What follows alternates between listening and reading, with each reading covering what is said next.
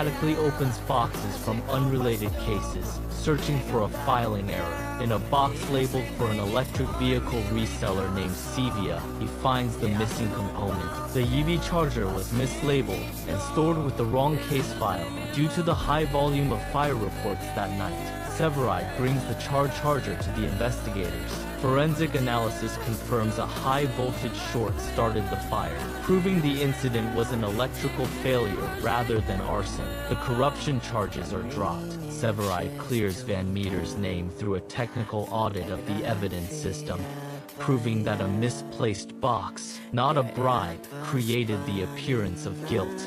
Emma Jacobs initiates an audit of the paramedicine program, using her authority in internal affairs to target the funding and Violet's career. She confronts Violet in the hallway, stating that the program's closure is a certainty. Violet is left to prepare a full expense report under an impossible deadline, while Emma monitors her every move.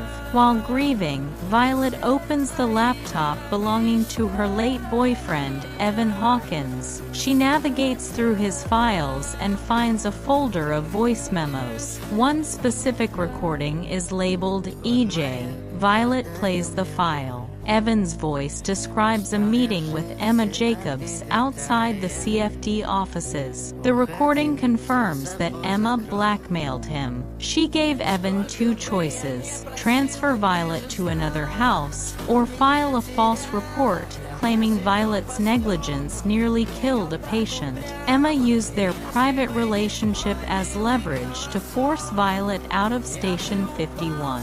Violet brings the laptop to the official audit hearing. Chief Bowden and the internal affairs supervisors are in attendance. Emma prepares to deliver the final blow to the program's budget. Violet interrupts the proceedings and plays the audio file for the entire room. Evan's recorded testimony details Emma's extortion and her plan to sabotage a fellow paramedic. The internal affairs chief listens to the full confession. He immediately terminates Emma's involvement and orders her into his office for a private disciplinary hearing.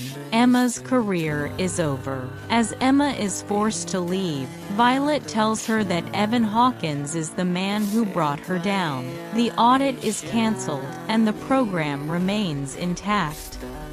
Strong Santa Ana winds tear a massive bouncy house from its anchors during a backyard birthday party. The inflatable structure takes flight with 3 children trapped inside, soaring hundreds of feet into the air. It eventually crashes onto a remote hillside, snagging on a jagged cliff edge. The house sways violently over a steep drop, held only by thin fabric caught on the rocks. The 118 rescue team arrives and immediately deploys for a vertical extraction. Firefighter Chimney anchors a heavy-duty power winch to the ground. This mechanical pulley system is the only thing controlling the rope tension as Buck and Eddie rappel down the vertical rock face. The wind continues to batter the cliff, threatening to dislodge the house at any moment. Upon reaching the structure, the firefighters find it is rapidly losing air. They secure themselves to the cliff and move toward the opening. Inside, 2 children are conscious but terrified,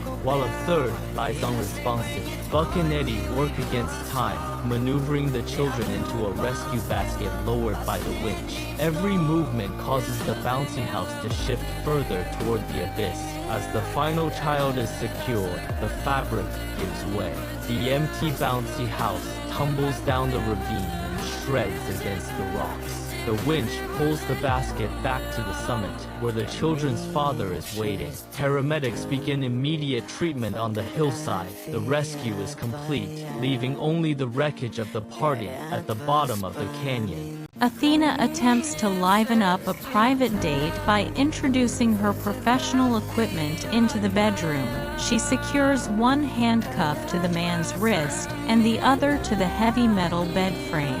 During the encounter, she accidentally locks her own wrist to the bar as well. They are both pinned to the bed. Athena reaches for the key, only to see it sitting in her duty belt on the floor, several feet out of reach. The man offers to call his friends for help. but Athena shuts him down immediately. She refuses to let anyone from his circle witness her in this position. With her own phone out of reach and only one emergency number memorized, she dials 911. She demands the dispatcher connect her to a specific operator named Abby. She reports a personal emergency and provides her address. The front door opens minutes later. Hen, a paramedic and Athena's longtime friend, walks through the house carrying a heavy toolkit. She follows the sound of voices and pushes open the bedroom door. She finds a veteran LAPD sergeant cuffed to a bed frame next to a half-naked man. Hen stops in the doorway.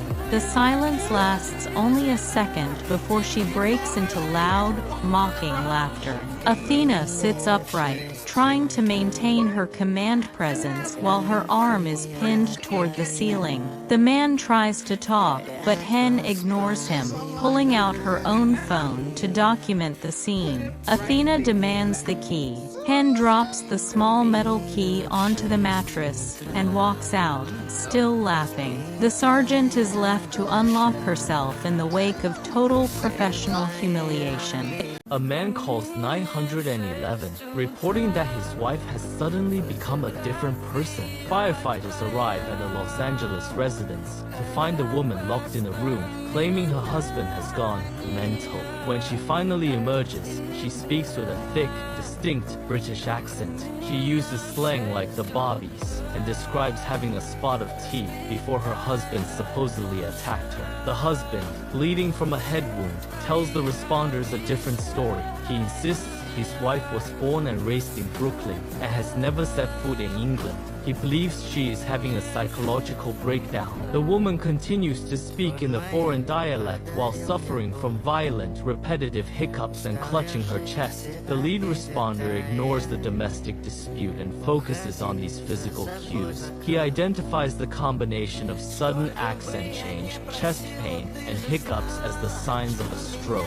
A blood clot is blocking oxygen to her brain, causing her synapses to misfire and reorganizing her speech patterns. This is foreign accent syndrome, a rare neurological consequence of brain trauma. The team immediately shifts into emergency protocol. They administer a TPA injection to break the clot and stabilize her vitals. They move her to a stretcher with clinical speed, ignoring the British persona to treat the dying brain tissue beneath it. The husband watches in silence as the responders rush his wife to the hospital, realizing the strange voice was not a choice, but a final cry for help from a failing brain.